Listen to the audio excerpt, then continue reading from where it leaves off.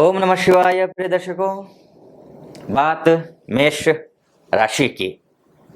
सुख समृद्धि और खुशियों से झोली भर देने वाला उस महीने की, जिसका था आपको वर्षों से, कईयों को और कईयों को था महीनों से इंतजार। अर्थात वो महीना है नवंबर 2023। ये कैसा रहने वाला है, इसी विषय पर हम चर्चा करेंगे। जैसे कि मैंने पहले स्पष्ट किया आपको कि सुख समृद्धि से झोली भर देने वाला, उसका कारण भी है।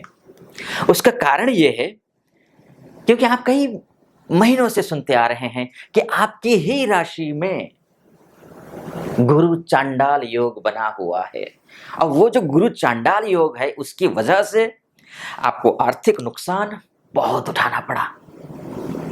शारीरिक, मानसिक, उसके बाद आर्थिक, सामाजिक, पारिवारिक, हर मोर्चे पर आपको जो है समस्याओं का सामना करना पड़ा, संकट उठाना पड़ा, संघर्ष करना पड़ा। लेकिन अब ये जो गुरु और राहु का जो चांडाल योग बना हुआ है, ये 30 अक्टूबर से समाप्त हो गया है, शाम को 7:30 बजे से 5:30 बजे से। अब नवंबर के 1 तारीख से ही इस दोष से आप मुक्त हो गए हैं। और गुरु की डिग्री को देख लीजिए, 16 अंश 35 कला 1 नवंबर को है और 30 नवंबर को 12 अंश 59 कला है। और इस डिग्री का जो ग्रह होता है वो अत्यंत शुभ फल देता है। अब बात मैं गुरु की कर रहा हूं। गुरु की मैं इसलिए कर रहा हूं क्योंकि आपका जो गुरु है वो भाग्येश है। भाग्यम फलति सर्वत्र न च विद्या न च पौरुषम। भाग्य अच्छा हो ना, आप कुछ भी कर लीजिए, आपका भाग्य आपका साथ देगा।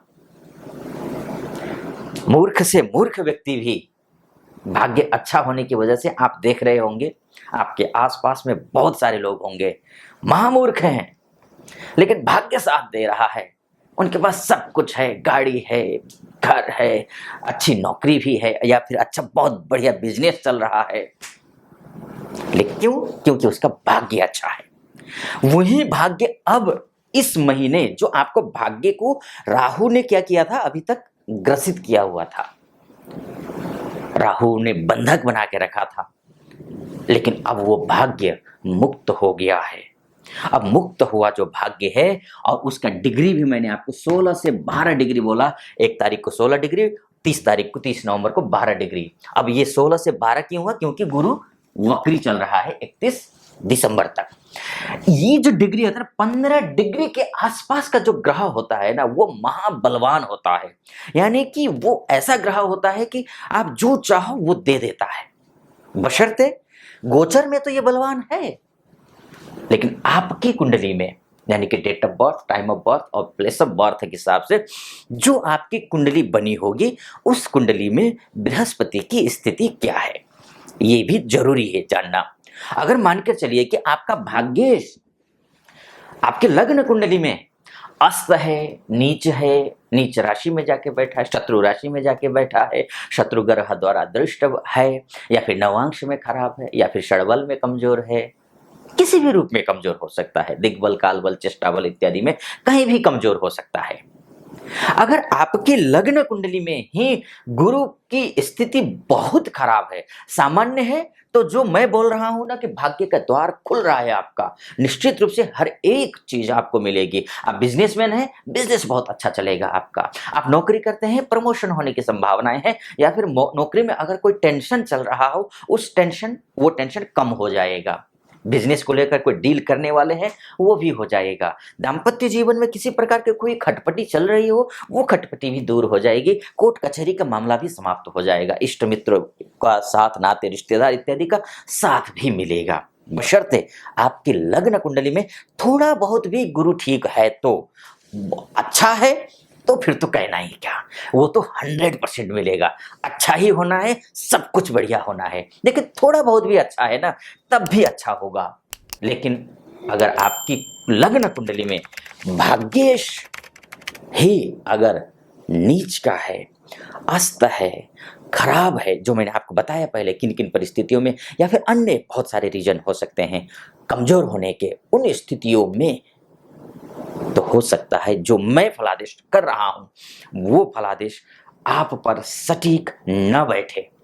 इसलिए आपको क्या करना है, कोई आपके आसपास में कोई विद्वान एस्ट्रोलॉजर हो तो उनसे आप एक बार कुंडली दिखा लीजिए, या फिर मैं नीचे डिस्क्रिप्शन में मेरा नंबर लिखा होगा, या फिर स्क्रॉल पर चल भी रहा होगा, वो नंबर पे कॉल कीजिए, हमारे प्रतिनिधि से बात कीजिए और उनसे अपॉइंटमेंट लेकर के मुझसे भी आप बात कर सकते हैं, क्योंकि आप अपनी कुंडली का एक बार पूरी तरीके से एक्सरे करवा लीजिए।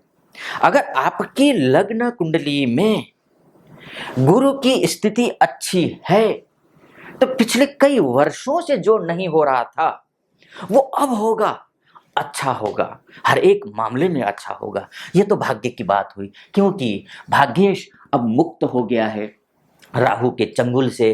अब भाग्येश गुरु पंचम को देख रहा है, यानी कि आप दाम्पत्य आपका, अगर आप किसी से प्रेम करते हैं और उस प्रेम संबंध को अगर आप चाहते हैं कि शादी में, विवाह में कन्वर्ट किया जाए, यानी कि वैवाहिक गांठ में बंधा जाए, तो भी संभव है। इस महीने में आप माता पिता से बात कर ले, बात बनेगी। एक बात, शादी की सोच रहे हैं, नवंबर दिसंबर का महीना आपके लिए शानदार रहने वाला है, सारे रास्ते खुल जाते हैं। एक दूसरी बात, शिक्षा, अगर विद्यार्थी हैं, उच्च शिक्षा की तैयारी कर रहे हैं तो समझ लीजिए आपका जैकपॉट लगने वाला है। पूरी मेहनत कीजिए, शानदार रिजल्ट आने वाला है। दूसरी बात।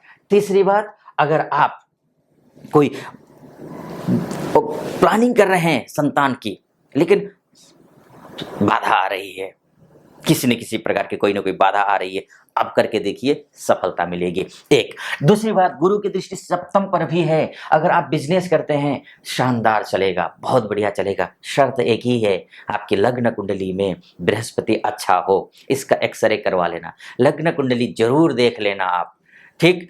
एक दूसरी बात, अगर आप कोई कोर्ट कचहरी का मामला फंसा हुआ है, आप जीत जाएंगे, निश्चिंत रहें। दूसरी बात। तीसरी बात, अगर किसी प्रकार का दाम्पत्य जीवन में खटपटी चल रहा हो, ये महीना है, क्योंकि मंगल बुध सूर्य का त्रिग्रही ना, कि इन तीनों ग्रहों का जो है वो योग बना हुआ है, थोड़ा बहुत उठापटक होने के साथ ही अच्छा आएगा, यानी कि अच्छी दिशा में आप दाम्पत्य जीवन को ले जाते हुए दिख रहे हैं। तीसरी बात। चौथी बात, अब आपका भाग्य आपका साथ दे रहा है, और जैसे मैंने पहले कहा, भाग्यम फलति सर्वत्र न च विद्या न च पौरुषम।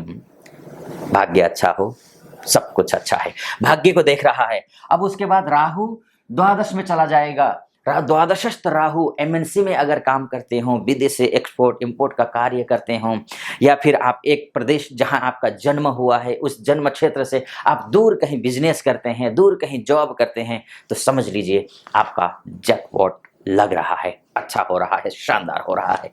बस मैं कुछ उपाय भी बताऊंगा, वो उपाय आपको करना है, ध्यान से सुनना।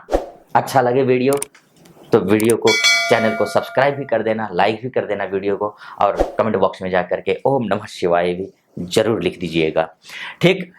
और राहु के लिए करना क्या है, देखिए कि राहु आपका द्वादशस्थ है। द्वादशस्थ जो राहु होता है, इन क्षेत्रों में जो मैंने आपसे कहा कि एमएनसी इत्यादि में है, तो आपको अच्छा लाभ मिलेगा। अगर मानकर चलिए ये राहु से मुक्त हो गया, राहु यहाँ है, तो ये है, और डिग्री अच्छा है, स्वतंत्र हो गया है, वक्री है, यानी कि वक्री होने के कारण बृहस्पति क्या करेगा, चेष्टावली हो जाएगा। चेष्टावली होने के कारण बहुत अच्छा रिजल्ट ये दे देगा।